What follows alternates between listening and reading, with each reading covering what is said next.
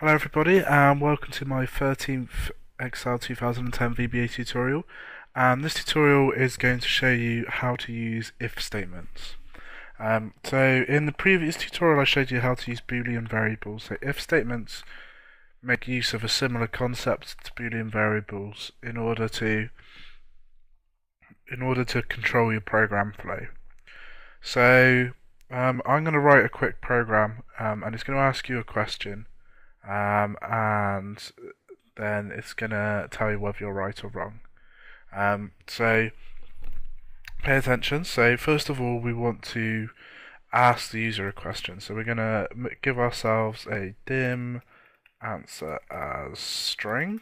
So that's a variable that's going to hold the reply that the user gives. We then want to prompt the user. So answer equals input box. And then, do you like cake? And put a question mark in, because otherwise I will be grammatically incorrect. And so now it's going to say, do you like cake? And then we're going to get the user to put in yes or no. So they will type Y or N. And then what we want to do, so we want to then test whether or not the user has written Y or whether they've written N. So what we want to do here is we want to go if, and then this is a keyword, so this is just saying if, and then we want to go answer equals Y. So we're using our Boolean variable then. Well, we're not using our Boolean variable, we're using our variable, string variable to test Y.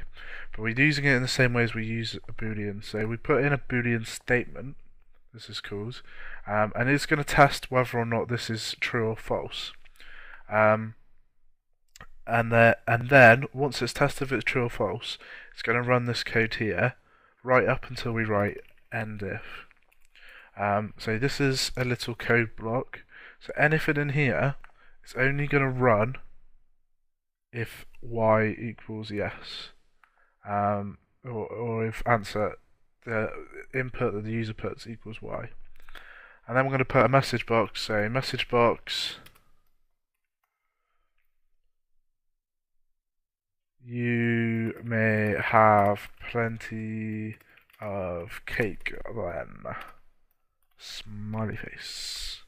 Important that you put a smiley face in there, or your code will get unhappy. So let's just play this now. So press play. It's going to come up with an input box. Do you like cake? I'm going to put Y for yes. Click OK. And then it comes up. You may have plenty of cake then. Let's just play it one more time so I can show you what happens if I put no. Say N. Press OK, and then it doesn't come up with a message box. So what it's doing is it's going to go down to here, it's going to test this, and then because answer is N, it's skipping straight down to the end if. And I'm going to show you this quickly again, but I'm going to do it as a step into. So in your VBA code, click in here, and then if we press F8, then it's going to start our code, and you'll notice that it's highlighted this bit in yellow. So it's done the first line of code.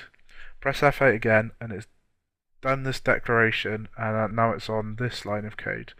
So F8 just steps into code one step at a time, so it's going to be useful to show us what's happening within our program. So press F8 again, and then it's going to come up with this. So, do we like cake? You what? I don't like cake. Okay. And then it's coming back into here. So now it's taken what I've written in here and made it equal to answer. So you what? I don't like cake. Let's put it in that variable. And then it's come on to this test. So answer equals y. So answer doesn't equal y. You can see it doesn't equal y. So if we press F8, you notice that it's skipped down a line. It's skipped down past message box and not done it. So that's going to be it for this tutorial. In the next tutorial, I'm going to show you how to use an if-else statement. So it just advances your statement a little bit more.